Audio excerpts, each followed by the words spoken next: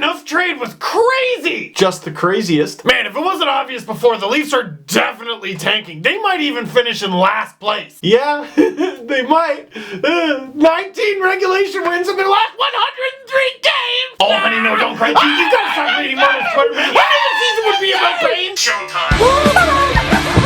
Penny point.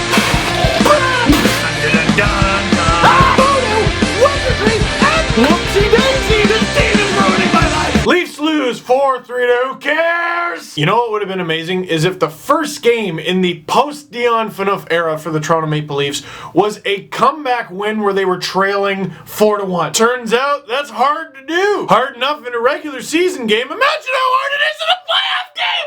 You're right. No, you're absolutely right. I didn't even chug a Red Bull this time. First and foremost, if you want my reaction to the Dion Phaneuf trade, link down below. I posted it on Sportsnet's YouTube channel. It's already got like 20,000 views because people like my pain. Literal pain for those of you who have seen it already. I woke up, I was like, why does my face hurt? Oh, right, the Red Bull can. Luckily, my thick eyebrows hide the bruise. My team sucks. I got caterpillars on my face. I hate my life.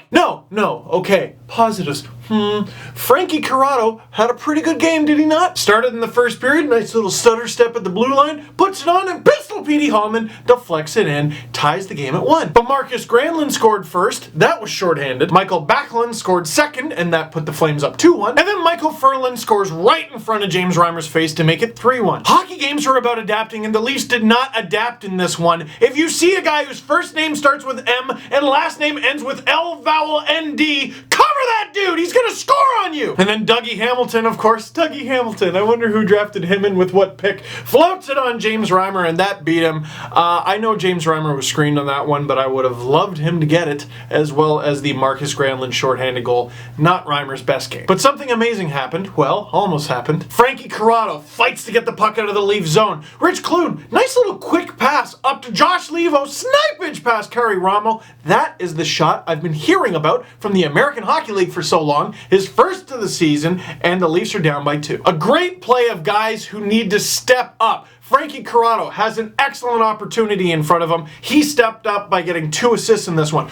Rich Clune, every day in the NHL is a gift, and he's not wasting it. Finally gets a point here. He's been given lots of effort. And then Josh Levo, he has to start putting goals up. Babcock said it. He's dying for guys to score. He might as well look Josh Levo in the eyes when he says it, because he's been giving them the opportunities, moving them up in the lineup, and putting them on the power play. And another guy, maybe even most of all, Jake Gardiner. His D partner and the team's former captain just got traded. His minutes got upped. 25 in this one. He had to do something special, and he did on his goal. End-to-end sniping it past Kari Ramo, and now the Leafs are down by just 1. Do it, and that's fine, because the rest of the way they just gotta lose. That's how February onward works forever now. I just cheer against my hockey team, and it doesn't kill me inside at all. And you might be like, oh man, not only did the Leafs lose to the Flames, they lost to such a short-handed Flames team. Sean Monahan, Johnny Gaudreau, Lance Boma, shut up! The Flames voluntarily sat those guys for disciplinary reasons, and I think it helped that they were playing the Leafs, frankly. The Leafs are missing Lupul and Bozak and Matthias, and they just traded their captain, and half their team is on the injured reserve, and a bunch of the guys in the injured reserve aren't ever going to play an NHL game ever again. Don't you talk to me about playing shorthanded. Okay. One last topic in this video. Let's talk about Nazem Kadri. Let's talk about Nazem Kadri and Mark Giordano. Giordano drills Kadri. Kadri just sits down right on the ice holding his face.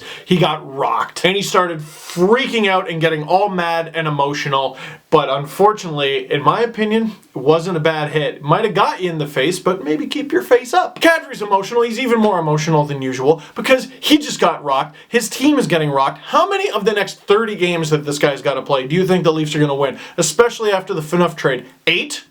Is that being generous? 8? That's 16 points in the standings. I don't know if they're even going to get that. I'd be grumpy too. But the fact of the matter is, Mark Giordano got the best of him. Sorry, Kadri, sit down. But then there was the throat slash gesture where Kadri from the bench said, "You're dead." And supposedly, he might get fined or suspended for that. Which is so profoundly stupid. And people were tweeting me like, Steve, you can't get mad. Guys have been fined and suspended before for doing obscene gestures, especially like the throat slash. Why wouldn't Kadri get it? It's stupid now and it was stupid back then too. Don't let the stupidity of the past dictate how you think in the present, unless you're learning from your stupidity. Well, Steve, there were kids watching. How do I explain him doing a throat slash gesture to them? I don't know, and that's none of my business, but I would assume the same way you explain Alex Petrovic and Evander Kane fighting 3 times in one game. And a lot of people online were talking about how stuff like that happens all the time on the ice. It wasn't the fact that it was a gesture, it wasn't the fact that it was a threat. Those happen all the time. It was that it was visible on the camera. This is why we as fans cannot have nice things. Every time someone has a cool idea, like let's bring fans closer to the game by putting a camera in the player's bench facing up. Let's put a camera in the penalty box. Let's put a GoPro on the ref's head and he can see all the action.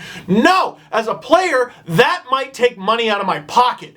Get out! So if it's just because the gesture was captured on camera, that's garbage. Oh, well, it's not because of that. Well, if it's because you take every threat seriously, then mic up all players at all times and just record it all and monitor it and review it after every game and then just suspend everybody. No, that'd be stupid. Like, of all the violent and threatening things done in that Leafs-Flames game, I doubt that throat slash gesture makes it into the top 20. Look, maybe one day when I am blessed with little ones, I will think differently. Until then, don't suspend him, don't fine him. That's so dumb. Forget the throat slash. There were worse things tweeted by NHL players yesterday. Does the league have a comment? If not, leave Nas alone. I don't even know if I'm going to agree with this opinion tomorrow. I'm just grumpy because I'm a Leaf fan. So question of the game, is that friggin' suspendable? Come on! Oh, and also, what do you think about the Dion Phaneuf trade? Once again, that video is up on Sportsnet's official YouTube channel. And there was a brand new Panago Pizza Steve Dangle podcast that is up on SoundCloud, that is up on iTunes, and guess what? It's also up on our official YouTube channel. We've started a new Steve Dangle podcast YouTube channel. We have just uploaded our first video thanks to young Jesse Blake. Thanks, Jesse. So like this video and subscribe to my damn channel, and also like that video and subscribe to the Steve Dangle podcast channel. I mean, if you're on board with the Dangle Navy.